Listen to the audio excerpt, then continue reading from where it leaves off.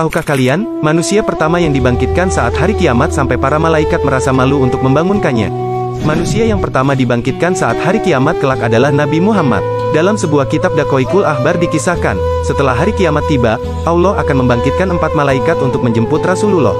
4 malaikat tersebut adalah Jibril, Israfil, Mikail, dan Israil. Setelah itu, Allah membangkitkan malaikat Ridwan, kemudian memerintahkan menghiasi surga untuk Rasulullah dan umatnya. Allah kemudian membangkitkan Buraq, yang merupakan makhluk dari golongan hewan untuk pertama dibangkitkan. Buraq sendiri diketahui merupakan tunggangan Rasulullah dalam peristiwa Isra Miraj. Allah lalu memerintahkan malaikat untuk menghias Buraq. Makhluk tersebut dihias oleh para malaikat dengan pakaian cahaya yang ditetesi batu yakut. Tali kekang dibuat dari batu zamrud dengan 2 perhiasan berwarna hijau dan kuning.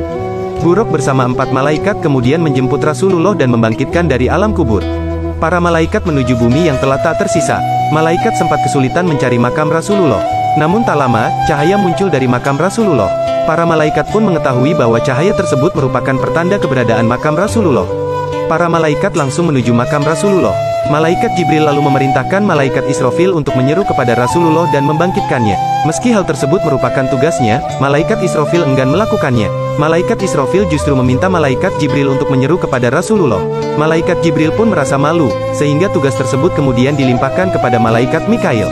Namun saat malaikat Mikail menyeru kepada Rasulullah untuk bangkit dari kubur, Rasulullah tidak bangkit dari kuburnya.